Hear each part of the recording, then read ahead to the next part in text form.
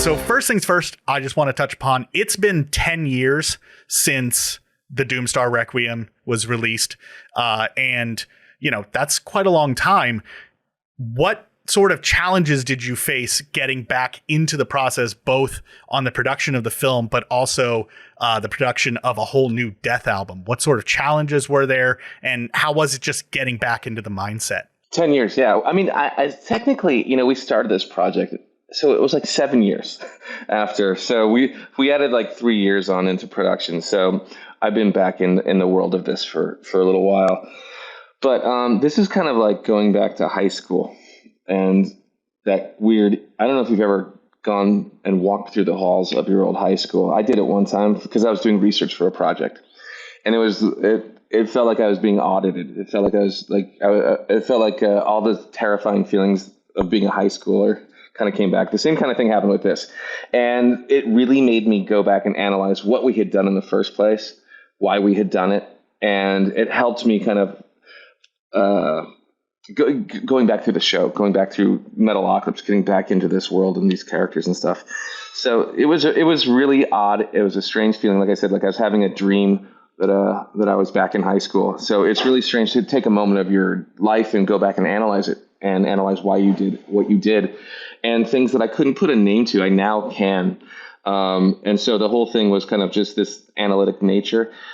It's very strange getting the characters up. I keep on talking about the beginning of Alien when everybody comes out of their cryogenic chamber and they all kind of like they're groggy, they're leaning over. One of them may feel sick to their stomach. That's kind of how it was getting everything back up and running. But we knew we had a reason to do this. We wanted to come back and do a lot of stuff and amplify it all and make it a little bit bigger, a little bit more intense, a little bit more cinematic. And this is the whole reason to do the show in the first place, is to complete the arc. So having not done that for that amount of time really drove me back to the project, because in a TV show, characters, and in classic TV at least, characters are in stasis for a very, very long time. They maintain the same kind of dipshit ideology. In our case, not every single character, but we have 5 dipshits who we have to hang out with and endure for all this time. For me, it's much more difficult. It's much more irritating. And having it in your head is a really crazy thing and a really irritating place to be. So it's nice to be able to get it all out. With the series, when it initially came out, it almost seemed like it was presented as like, oh, this is just like this comedy show about, you know, 5 out of touch billionaire death metal musicians getting into crazy situations. But as it's gone on, building up to what we have now with Army of the Doomstar, it became extremely epic, and there's a lot of deep lore that was revealed along the way. And like with this film, there's a lot going on and a lot that is revealed, a lot of questions that are answered. Is that something that you had planned the entire time, or is that something that as the show developed and as the film developed, you kind of grew and developed it, you know, and came up with it? The answer is partially yes and partially it's prepared. So when you look at the first episode of a show, that's your kind of thesis statement on a project. So what do we have here? We've got this governmental group that's watching Dethklok, who's the 7th largest economy, the biggest band in existence on the planet. And we've got this this kind of running story where you've got these trillionaires, which is a demarcation of finances that we invented. That's how much it costs to get Dethklok to play, is $1 trillion. And it's bigger than a trillion. It's bigger than quadrillion and pentillion. It's 1 trillion. So we think about all that stuff. But ultimately, the first episode is we meet the band and we find out that they're out of touch with the world.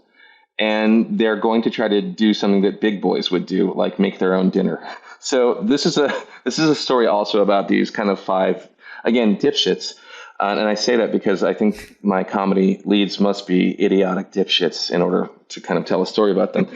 And then I have to kind of basically make them be big boys by the end, because the first episode they're trying to do it. They're trying to cook their own dinner after their world's only 6-star chef gets exploded in some pyrotechnic misfire. So all that stuff is kind of in there. And then the second episode is also a development of another lore, which is this underwater world. This kind of like subterranean kind of like parallel, almost like parallel parallelables. So that's kind of what's happening too. So there's this kind of like subterranean lore that's happening. There's also what we kind of call and have like referred to as phantasm logic, which is an otherworldly kind of science fiction element. And we have, reasons and logic for all that stuff, but we only give you little bits and pieces of it along the way. So all that stuff's in the first 2 episodes, and then we keep on developing, and we keep on the end of season 1. Something kind of we realize there's magic in this world, and we start following that thread, and we keep going. So there's a lot of the stuff where I had to think of what would be the final episode of the show, and it would be the confrontation between the good guys and the bad guys. And then we've got a lot of kind of just things that are owed to the series, and all those kind of buckets of things that we owe must be kind of accounted for, or the most important ones must be. And so that all goes into the final episode. So you have to really go through and think about what's happening. And you nailed it, because this is a show about celebrities. And it just so happens what they do is kind of cool. Heavy metal. And I just got to ask, this is something that I've wondered for a long time as a fan watching the show and now watching the movie. Why whales? Like, why did you go with whales as sort of your symbol of good? This goes to just, I don't know what it is. It's me being me and having weird dreams when I was a kid, and having dreams about whales. And there's something absurdist. And again, it's either like this glorious feeling of what is kind of the unconscious world. And it's also a fearful feeling of what the unconscious world is, what's inside of my mind, what's inside of any of our mind, the darkness and the light and all that stuff. So I talk about that too. Like, this whole thing's asking, am I good? Am I bad? And in this case, I do think this beast that's bigger than anything else in the world is just magnificent and worth being afraid of. And I think it just represents an even deeper kind of like subterranean, unconscious world. So I can speak about this in kind of vagaries, but like I said, there's something. And it goes beyond the TV show, and the lore is developed even much further in the music.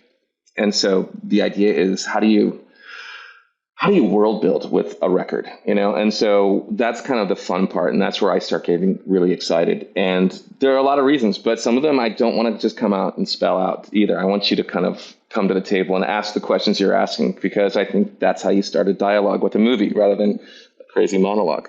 So all that stuff is in there, and you're asking all the questions that I think are really important. But it's inside of this world. There's this kind of guide leading Nathan to and fro if he really starts to kind of listen to something bigger than himself, and it's something bigger than his ego. So this last episode, this is a show about people and their egos, and this last episode is a confrontation and a major damaging of an ego, and how do you come through on the other side? I do know that, like, by the end of the film, obviously, a lot of the characters are a lot more actualized than they were at the beginning. Yes. And I know that in past interviews, you had spoke about things that you had thought of doing or that had wanted to do if the show had gotten a 5th season, if it had continued. How much of that made it into this movie, and how much of it was left on the cutting room floor?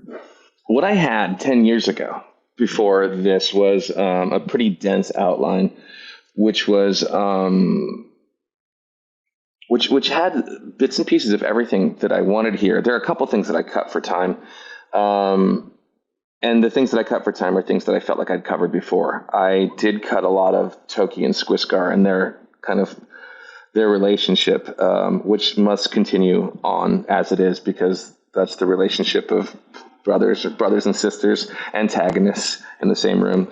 So there was a lot of that was cut, and there was some really nice character stuff. But at some point I had to, just like in TV, adhere to a timeline.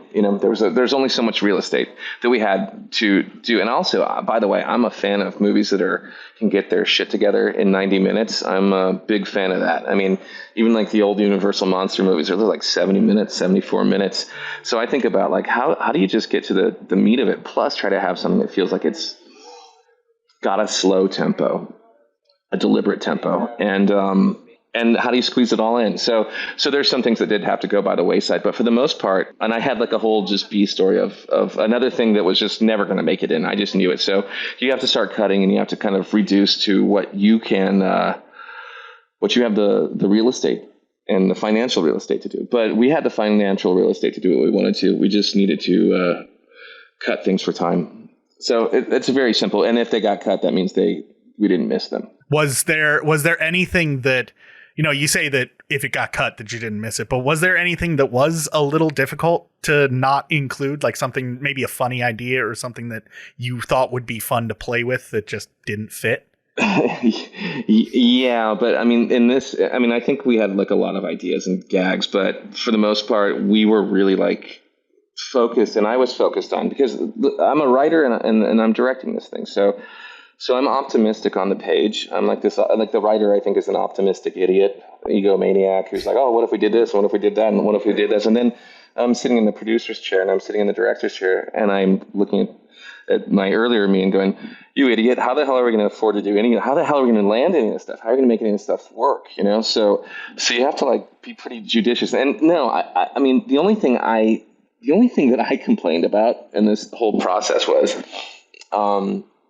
at the very end, we had to do this Harding test, which is one of the coolest things in animation, and like from like Ralph Bakshi to Akira, is just to have fluttering, cool things happening, auras and lights and magic and all that stuff. And we had to really dim them down just a little bit to make this so people don't have epilepsies, which I think is also very important. If you're epileptic, I also want you to be able to enjoy the show.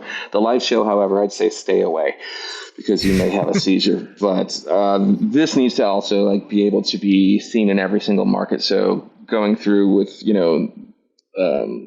the financiers and everybody and Warner Brothers and all that stuff, we had to like make some kind of like take a beautiful polished sculpture and dull it down just a little bit here and there. But my favorite version was that version before we did that. But so be it. What are you going to do? Some things are in my power, some things aren't.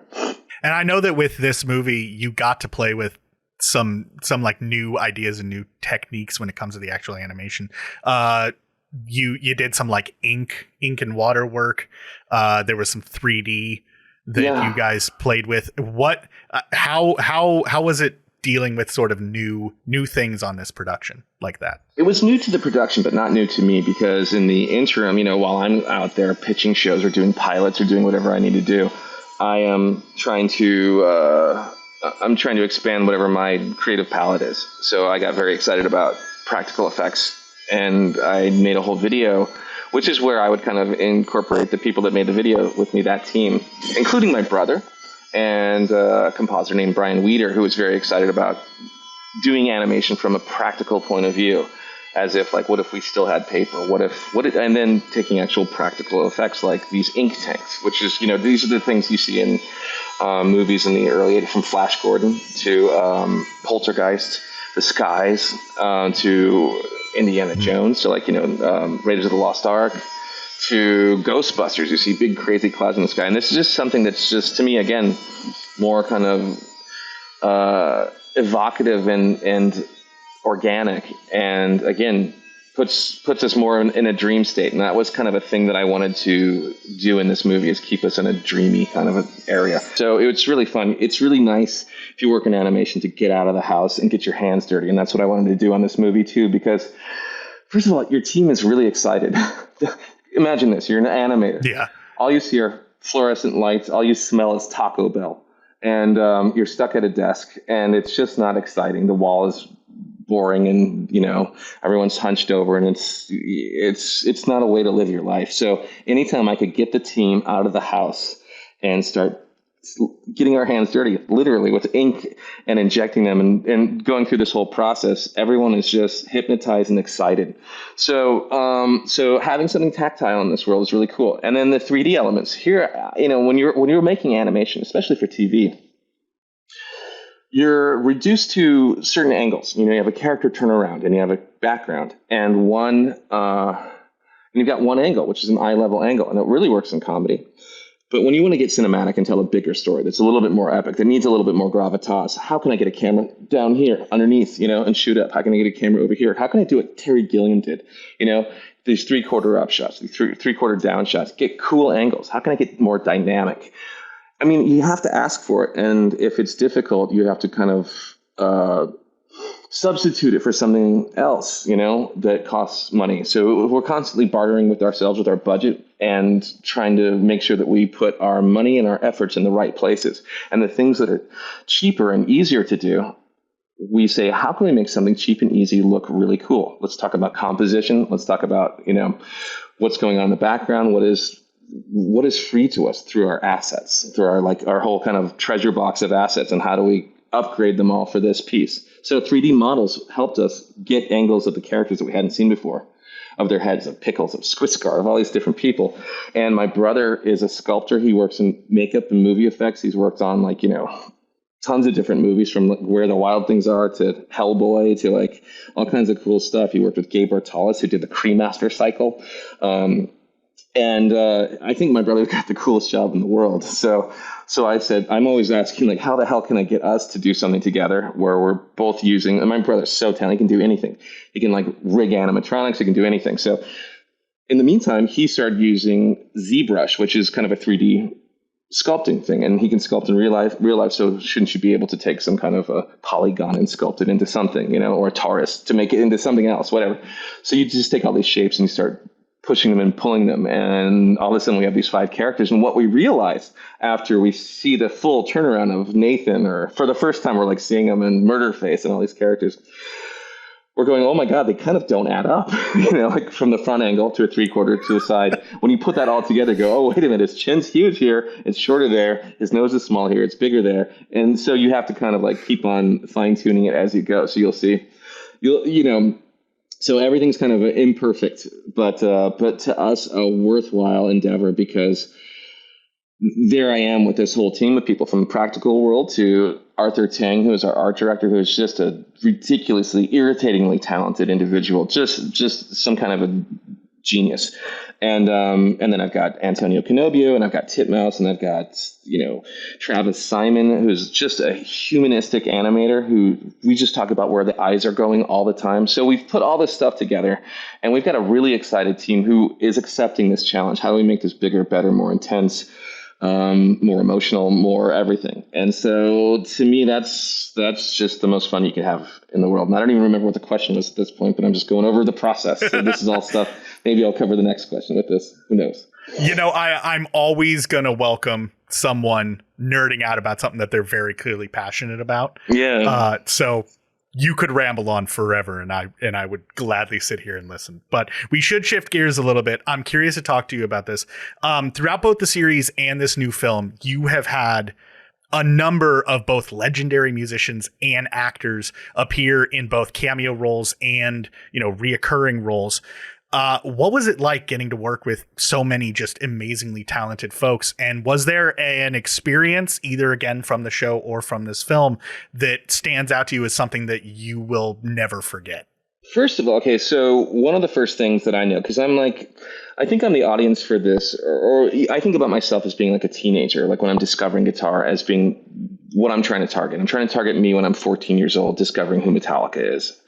Or that impressionable time where I'm defining my personality through music. And I'm also scrutinizing everything. Inside of my head, there's a very critical asshole looking at everything sideways and wondering, did they do it right? Didn't they do it right? And so I'm thinking this is what the audience is going to be asking of this show. So how can I make it okay for them all to know that this is going to be fun for heavy metal people? Well, why don't I cast Metallica in the first episode? Why don't I get King Diamond in there? Why don't I get Scotty in there?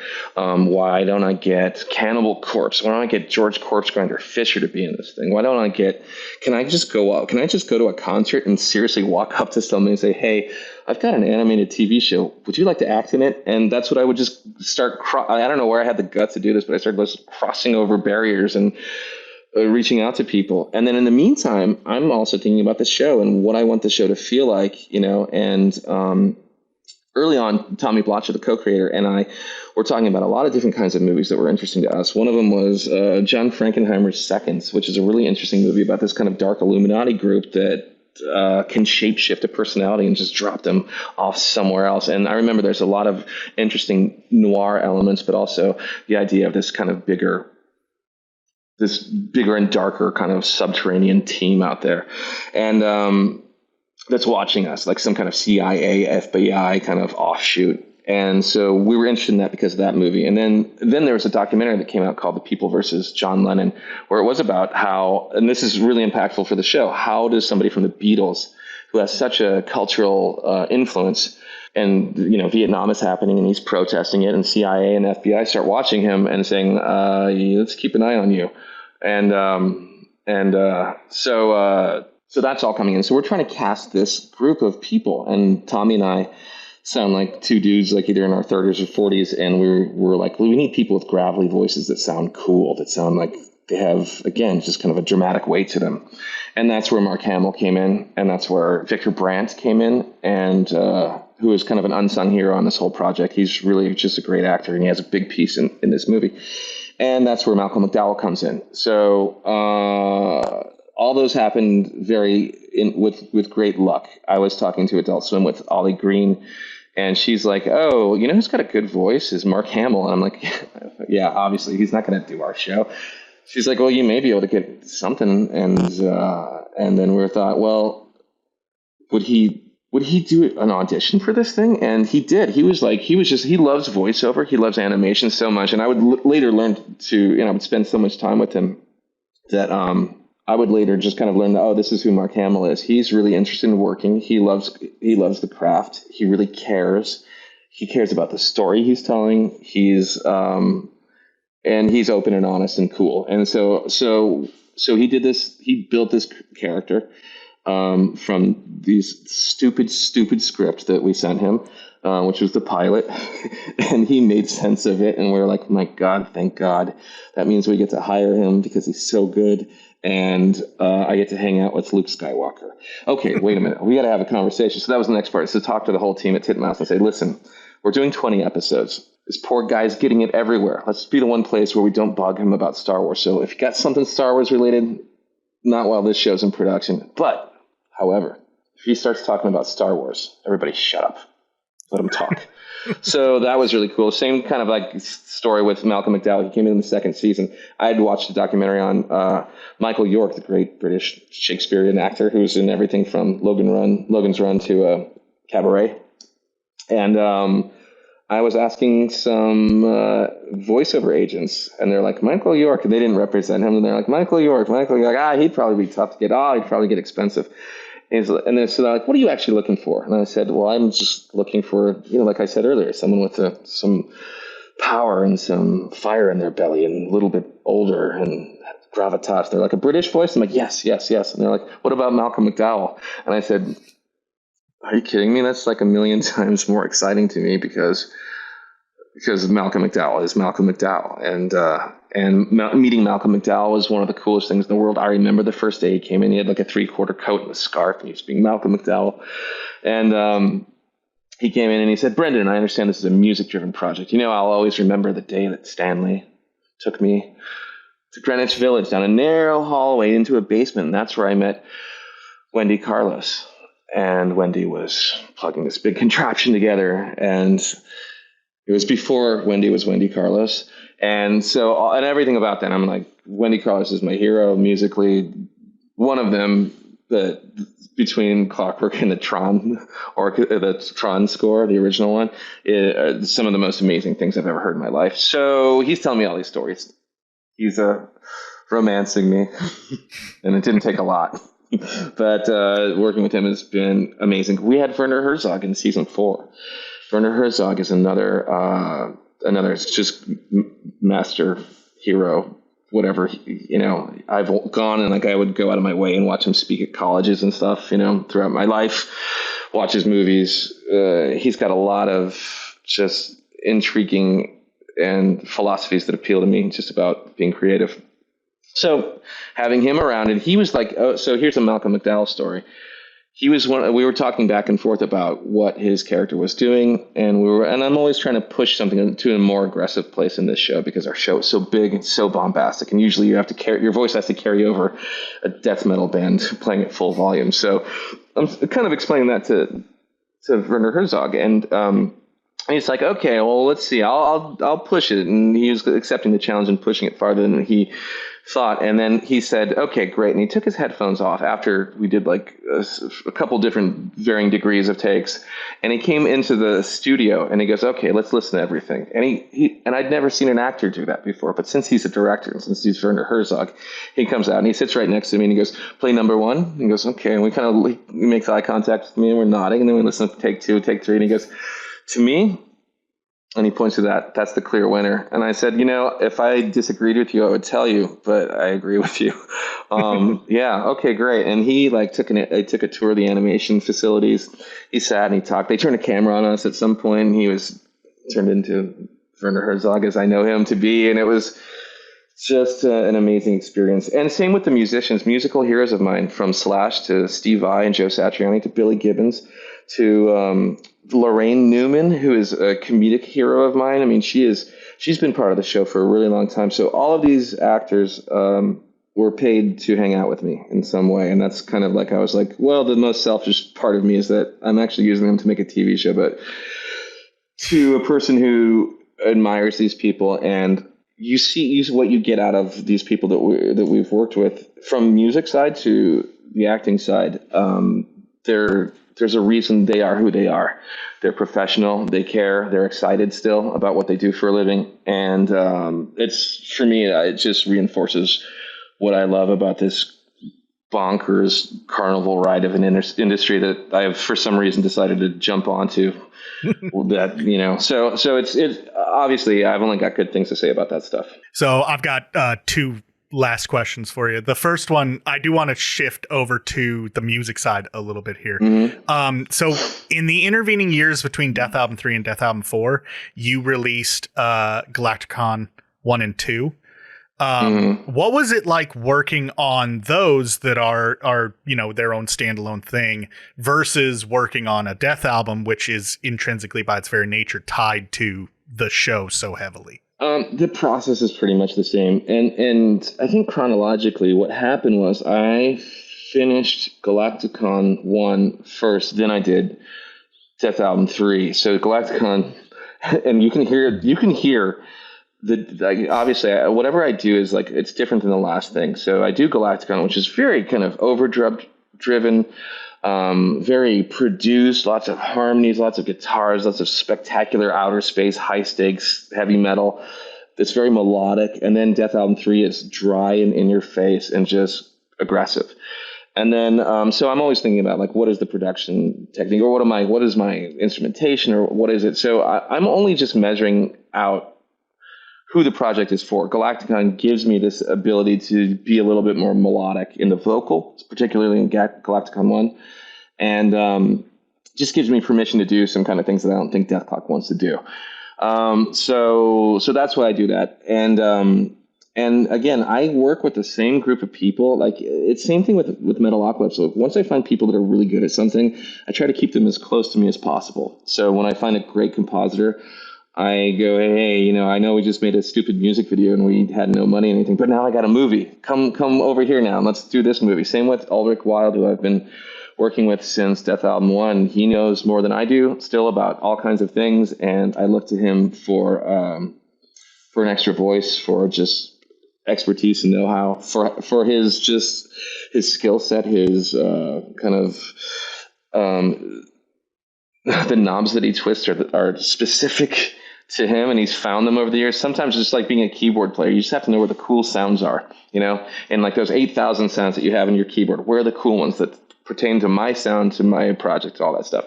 He knows where the cool sounds are. I know where my cool sounds are. And then I've got Gene Hoglan too, who is a part of all these projects, and he just arrives with great bedside manner, great collaborative kind of attitude, and just a great partner in being on stage and off and in the studio. And so again, I'm fortunate enough to find people who accept a challenge and thereby challenge me and make me have to kind of rise to their occasion too. So everyone's kind of pushing each other just a little bit, from animation to the music side.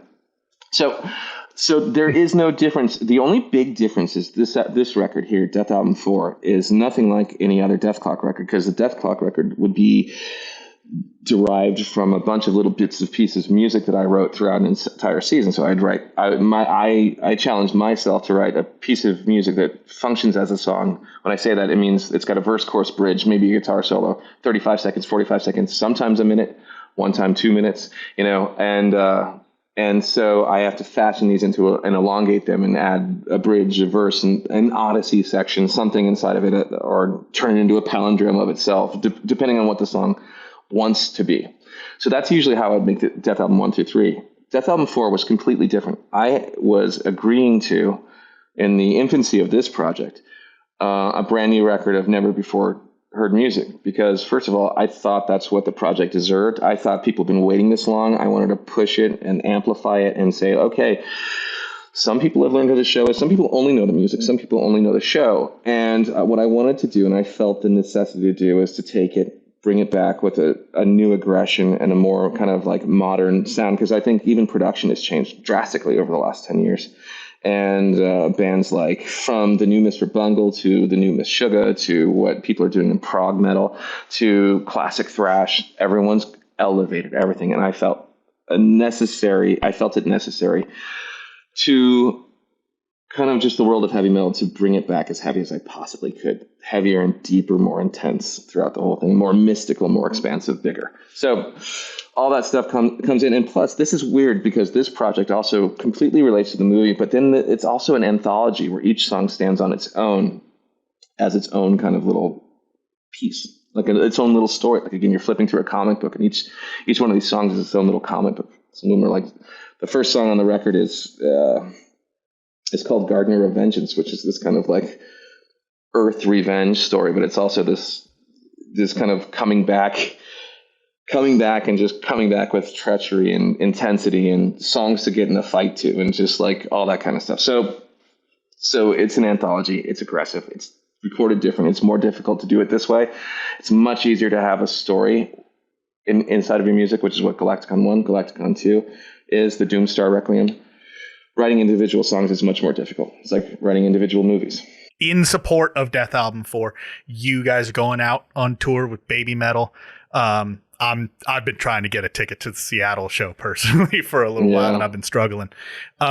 When you're playing live, what is your favorite song to play personally? Right now, I think it's going to change because we have some new music that we're doing, and I really enjoy playing those new songs. I think musically, they're really important to kind of, to what this project is about. Melodically, honestly, like, here I am in the studio. When I'm doing Dethklok stuff, I kind of go away and Dethklok takes over. So what happens is Nathan Explosion is telling me what to do, and I'm trying not to fuck it up, basically. So I work for him. I work for Toki. I work for Squiscar, and I'm just trying to make it work. But somewhere inside of that thing, I am also making music that I want to hear. And because I think that's what a band should do. And that's what I think a writer should do, is write the song write the music you wish people were writing but aren't. Write the movie you wish people were making but aren't. I wanted to write a crazy, just bonkers, elevated, violent, intense, genre hopping midnight movie. And that's what I wanted. And I wanted to push it farther than the show did in gravitas. Again, in its core, in its soul. So all that stuff, that's what the idea is. And playing live, all the songs are pretty fun to play, I gotta say. And Thunder Horse is a classic that's hard to not include into a set because it's there's an awareness of it that's on a very different level than the show and everything else, because it came out with Guitar Hero years ago, and there's an unlockable kind of extra thing. And it's so people kind of have a relationship with even the fingering of the song through old Guitar Hero days back in the day. And it's just kind of inside of their brain, too. It's kind of stuck in their pineal gland or something. I don't know. Well, I will say that Thunder Horse through Guitar Hero 2 is actually how I learned about Metalocalypse. So I'm right there with a lot of them. It's a great song. And honestly, I was talking to my friends about this the other day, and I don't think there is such thing as a not great Dethklok song. So, always on board for new Dethklok. And when I got to hear Death Album 4, it was sent to me right before I went into the gym, and I cannot think of a more perfect time to get that. Yeah. There's a I lot ran extra hard that day. Oh, good. That's good to hear. It's aggression, you know. It really is like trying to bottle up some kind of like just intensity, and then on this record, trying to push it even more. Like how much harder can we push it until people are like making faces when they're listening to it, having some catharsis.